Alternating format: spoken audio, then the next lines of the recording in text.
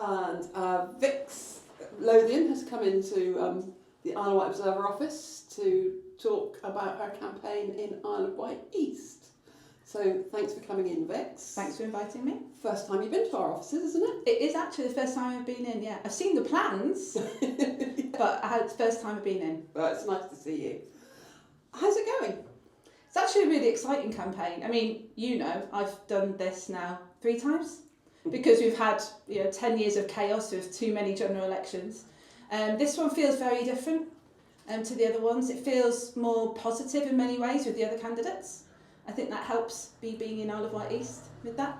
But also we're getting a lot more interactions and positivity that's coming out when we're knocking on doors and walking and leafleting, which is really good to see all the different teams reporting back in that way. So on the 5th of July, are we going to see Vix Lowthion MP on the telly? Who knows? I think that, on the telly regardless, I think. I don't think anybody can really call this. I'm not sure that all of these polls are completely correct. I can't imagine we're going to have 500 Labour MPs or whatever and a complete annihilation of the Conservatives. Neither can I think we're going to get just one Green MP. I think there's a real possibility to get, a proper team there for the first time, which would be amazing. And I was chatting with Jenny Jones, the Baroness, about this, and she said she's going on the TV to talk about it. She said, I hope I don't cry if we get more than one MP. So, I mean, that's a low bar for us, but it's actually really significant if we did. I think you're the 7th candidate that's been in. I think you're the first that hasn't said you're going to be the MP on July the 5th. Oh, really? Is that what I'm supposed to do? I think so. I don't know. Actually, I think there's only a couple of us, 3 of us who stood before. Yes. And we probably know a little bit more that, if a load of people are telling you they're voting for you, right, that does not mean there may well be a load of people who are not. Yeah. And you can be lulled into a false sense of security. I can just only compare it to the previous ones rather than give you a guarantee. So you don't think the national polls are going to apply quite in the same way on the island as they are nationally? I don't think so. I think the islanders think differently about that. I think we have conversations with each other. I think we look for the candidate as much as the party, I think is important to us. And, certainly in the East, it's really wide open. I think, there's only one of 5 of those candidates who could win. Ooh, but the 6 candidates. I love the 6th candidate. He's my best buddy on the campaign trail. But you're going to name him? Well, David Grewcock, yeah, because we've got a lot in common and we talk a lot about the geology and he talks about his gardening and everything. I'm not sure, he's not doing it to necessarily win, he's doing it for absolutely the right reasons, which is to raise the flag for Ventnor. Yeah. So, why do you want to be an MP? Why would you be a good MP? We got asked that question at Hustings on Monday. Oh, did you? We got asked the question. Being an MP is a thankless task. You get a lot of things thrown at you. Why on earth do you want to do it? I thought that was an absolutely brilliant question, and it really sort of showed. Better than my question. Well, it's pretty much the same thing. I didn't intend to do this. It's not something that I wanted to do as a kid. It's not like when I'm 47, I would like to be an MP. It's something that came upon me from doing so well back in 2015. Going from 900 to 9,500 votes, and I suddenly thought, actually, maybe this is something I definitely need to keep doing. And over the time, being the national spokesperson, being put on to that level, I've realised that actually I'm probably could be quite good at this. There's a lot of skills between being a teacher and being an MP. You've got to really like people. You've got to like people from all walks of life. You've got to like talking to people and listening to people. But also... You've got to tell them what to do. Yeah, I was just going to say, to hold your own in the House of Commons, if you can hold your own in a class full of 28, 14, 15-year-olds, I think that's pretty good training for that part of the task. You may well be right. And what's the biggest challenge you think that faces the island? I think there's a lot of practical challenges, isn't there? Like ferries and services and so on. But I think at the moment, having conversations with people, I think a really big challenge for us is hope and positivity.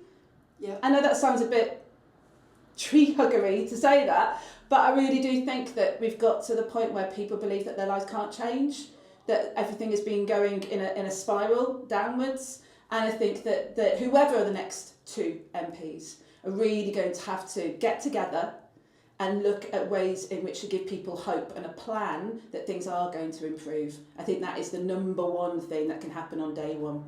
And you, if you were elected on the east, in the east, and another party was elected on the west, would you have a problem working with them? No, I do work with other parties.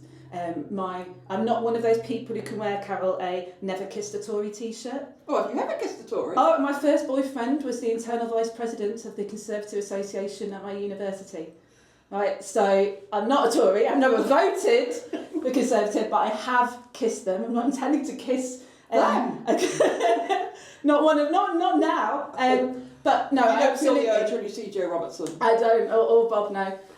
But I think that I do like working with people from other groups and other parties. Like the newspaper that I read, obviously, apart from the Observer, is the Daily Mail.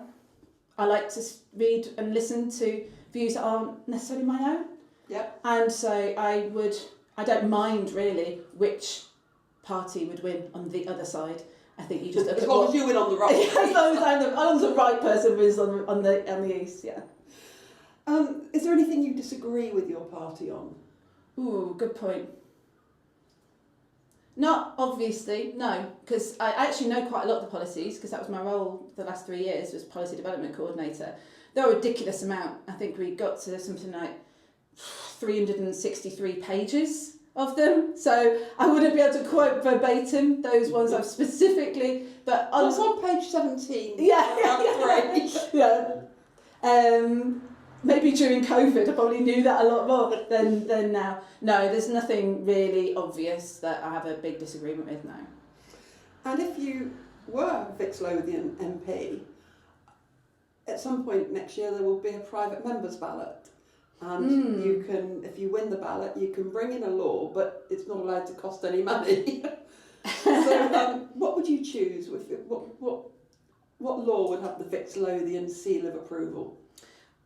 What comes to mind, and I'm not sure exactly how feasible this is, but let me just throw it out there. I think that our laws should be protected for future generations. I know that the Green Party were looking at in 2019 what's called a Future Generations Bill, which is that all laws which are put forward should not be putting a considerable burden on people in the future. And I think that that's really important for young people and for the climate. So that wouldn't necessarily cost any money, but it would be to make sure that all of the laws that are passed are within that framework. And you talk about young people, you've got 2 children, I think, isn't it? I've got 3. Oh, sorry. I've got 3. I say 3 teenage boys. The youngest is 12 today for the last day. He's 13 tomorrow. Oh, right. So 13, 15 and 17.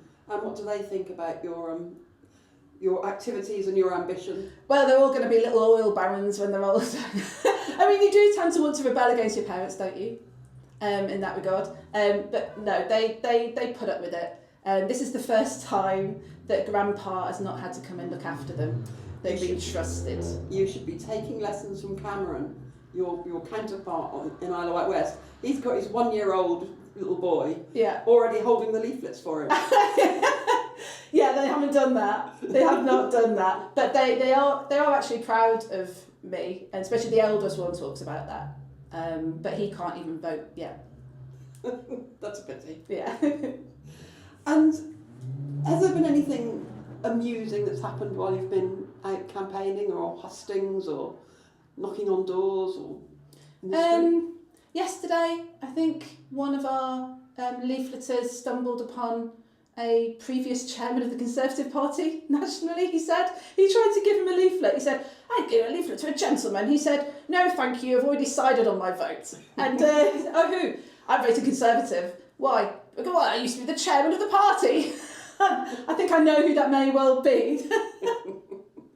And are there any messages you'd like to give, that we haven't covered, to people who might be thinking of voting for you, or indeed those that don't vote for you, or will vote for you? There will be some, Vix. Yeah, I know. I think this is a real opportunity for us to be able to vote for an MP who doesn't have to kowtow listen to the 2 main parties. Somebody who can be a bit more independent. Greens don't have a whip. We will have to work as a team though. And it looks like we're going to have a Labour government. Yeah. And I think we need a Labour government who are going to be bolder on the ferries, bolder on the NHS, bolder on education, and that's where we need a group of Green MPs that can do that. Brilliant. Thank you very much, Vix. Good luck with the rest of your campaign. Thank I you, hope you Karen. enjoy it. Thank you.